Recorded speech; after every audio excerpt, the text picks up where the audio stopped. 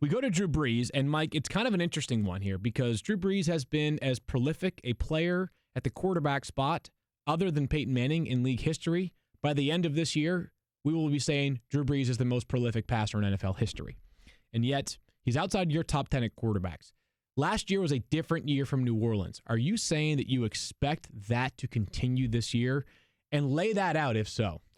I do. And by the way, this is one of them situations where fantasy football and the analysis of NFL players is very different because I know I'm lower than Matthew. I'm probably lower than the consensus on Brees in fantasy, but he's certainly one of the best ever. He's one of the best quarterbacks in the NFL. I love him. He's a terrific player.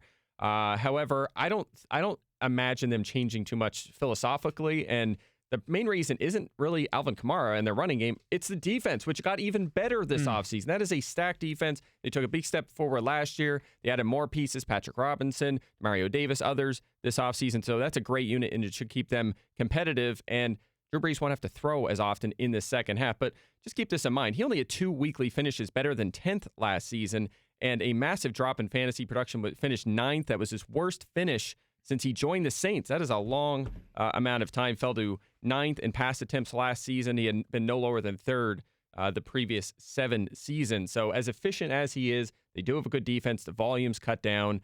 I just don't see the ceiling that he had earlier in his career. I think it's fine. I think the point is well taken based off what we saw last year. It's just hard for me to wonder if the defense is the only motivation for why things were different last year, or if it was because they were having so much success with the ground game that allowed them to play different offensively. We know that Mark Ingram is not going to be available for the first 4 weeks of the season. Alvin Kamara, who we'll talk about in just a little bit, will obviously fill in a major way.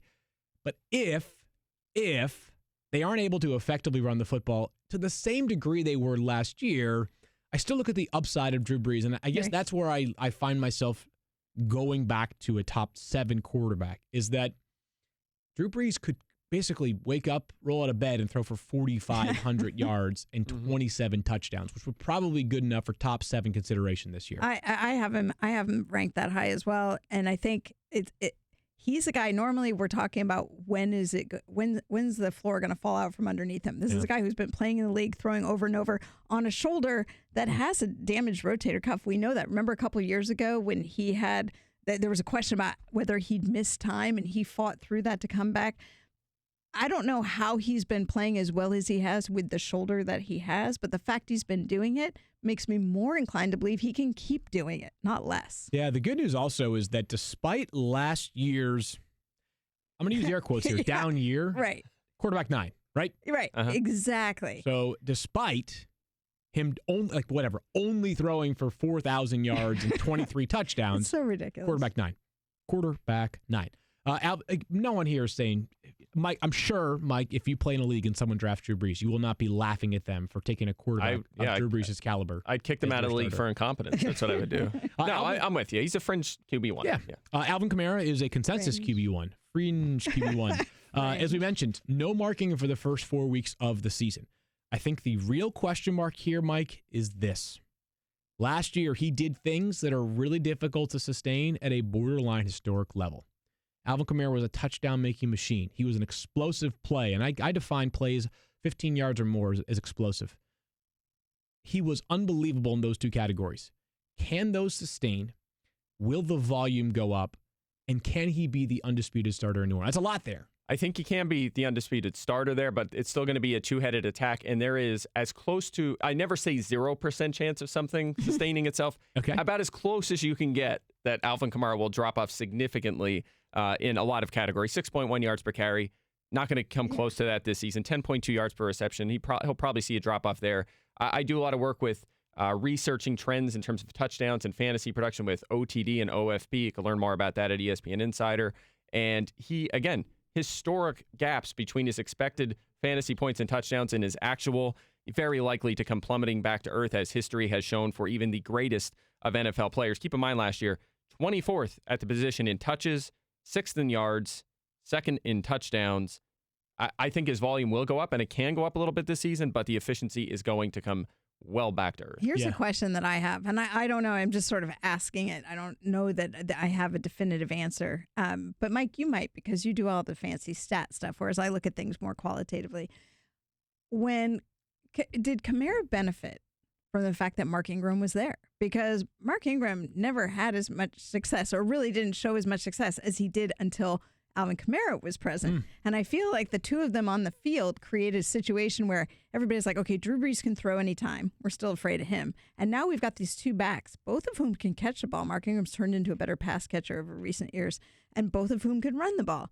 So is he going to not struggle? That's not necessarily the word I'm looking for, but is he going to be hurt by the absence of Mark Ingram over the first 4 weeks? Maybe what the remedy is that the team utilizes a back in a Mark Ingram-esque role, even if it's not at the same caliber as Mark Ingram, but they say rather than giving Alvin Kamara 27 touches per game during the first 4 weeks of the season, he still touches the football somewhere between 14 and 19 times a game, and then somebody else emerges.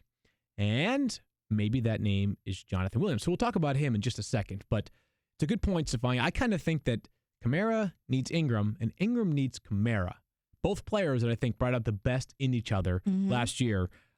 We always talk about repeatable trends. I mentioned that with Mike leading up to the Kamara conversation. I do think that Kamara is somewhat Tyreek Hill-esque like in terms of explosive ability. Good comp. Kyle noted this, that last year he had 35 of those touches, 15-plus yards, right? Best amongst NFL running backs last season. Only one other player, Todd Gurley, had more than 25 at that position. So maybe he's just unique. He's just uniquely built. But Mark Ingram is also interesting. He's going to miss 4 games, which is, that's a chunk of the season. It's a quarter of the season, and it's more than a quarter of the fantasy regular season. There may not be a more difficult player to assess at running back in terms of where to draft him. Because last year when he played on a points-per-game basis, I believe he was like a top 12 running back. So if you could draft a guy and then he returns in week 5 and you've got a weekly starter, there's a lot of value there. So Mike, how soon is too soon to draft Mark Ingram? Yeah, the tricky thing here is which one do you want? Because they're not both going to be top 15 running backs, most likely. That would just defy all logic. It's a poor bet to make, let's put it that way. It's possible, yes, unlikely, nonetheless. But the thing about this situation is, as good as Kamara looked last season, Ingram has looked good for a lot longer. He is one of the best running backs in the NFL. In fact, if you look back at the past 5 seasons, his 4.74 yards per carry is first in the NFL, and he's at 2.06 after contact. That is 4th best among all backs with 700-plus carry. So the guy has been fantastic. Again, it's hard to project both guys as top 15 options. I think you take Ingram expecting mid to back-end running back 2 numbers once he comes back, because we did see Kamara take on a larger role in the playoffs last season. His workload was up to 15.5 touches per game from like week 15 on, again, throughout the playoffs. So I think he does fall in line behind. He's not going to give you that top 10 upside. So, again, I'm thinking around 6 or so is where I'd look at him. It's interesting, and I would just say this. If he goes earlier than that, I don't have a major issue if people jump, get a little bit ahead of the curve on Mark Ingram, only because if you have mid-tier running back 2 value for